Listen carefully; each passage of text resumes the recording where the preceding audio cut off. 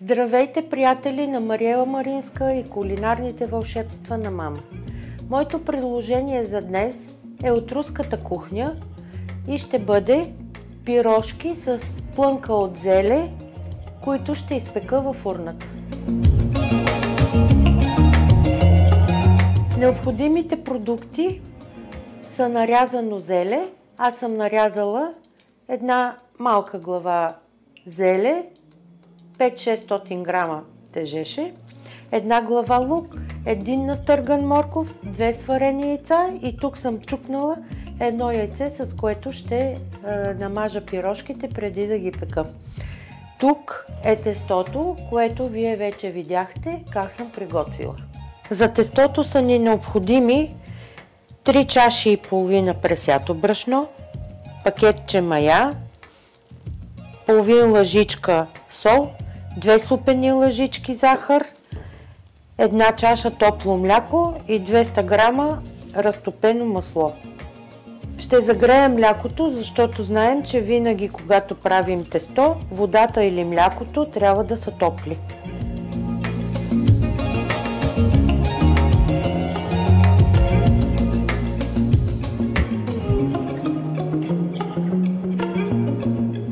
А по края посолявам. Малко ще разбъркам и прибавям разметнатото масло.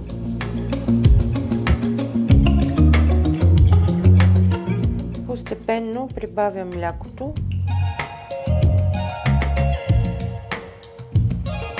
и меся гладко средно твърдо тесто или средно меко. Брашното е размесено, когато спре да се лепи по ръцете ни. Ще сложа още съвсем малко брашанце.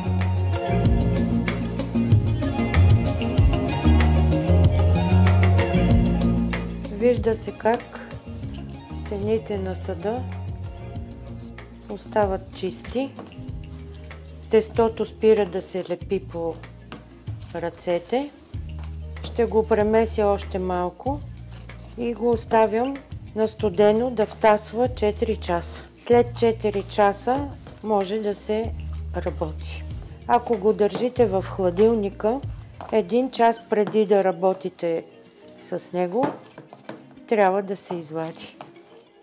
Тестото ни стана гладко. Имайте предвид, че колкото повече месите с ръцете, маслото се разтапя и се променя консистенцията на тестото. Ще му сложа отгоре едно фолио и ще го сложа на студено да втасва за 4 часа.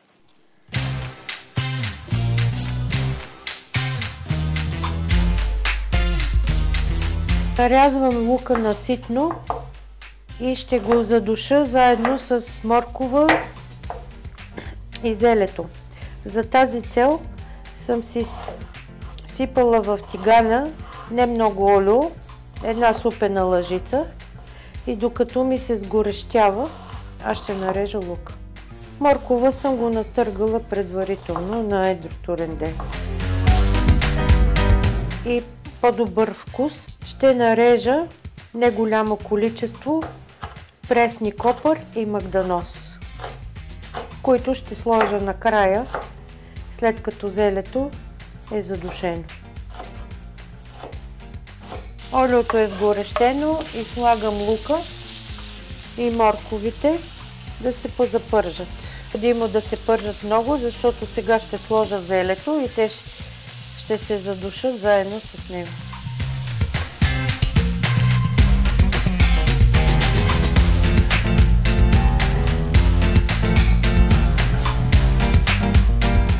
Разбърках един път зелето да се обърка с морковите и лука, намалих котлона и слагам капак.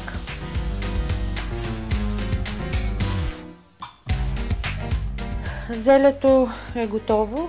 Виждате как се намалило обема си и се е изпарила всичката течност.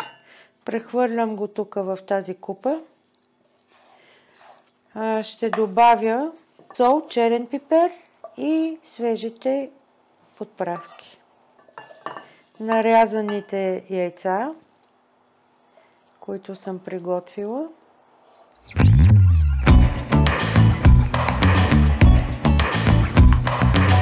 След като тестото е почивало 4 часа и плънката ми е готова, започваме да правим пирожките. Откъсвам топчета. Можете предварително да си направите няколко с размер на голям орех. След това с ръка оформете тестото на елипса и слагаме вътре плънката. Една лъжичка, лъжичка и половина.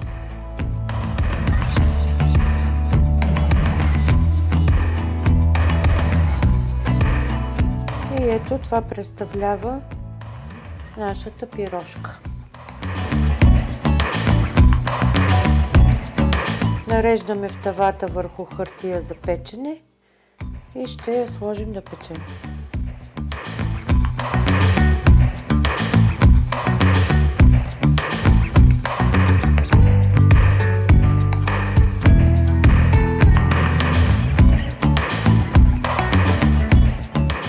Реших за по-добър вид да поръся малко сусан. Може би няма да сложа на всичките, но на тези решавам да сложа. Фурната вече е загрята на 180 градуса и ще пека за 20 минути.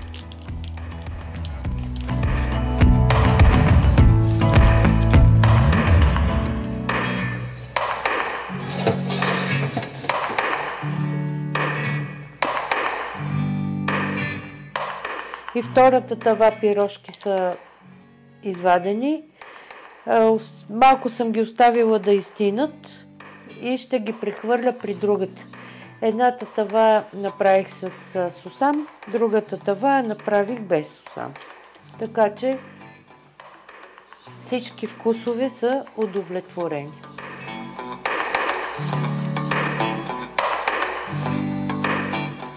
А сега ще разчупя една от пирожките, за да погледнем как изглеждат отвътре.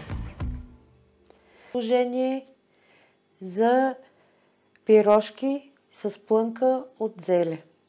Харесайте видеото, абонирайте се за нашия канал, дайте едно палче нагоре и ще се радвам, ако направите тези пирожки за вашия неделен следобед. До нови срещи!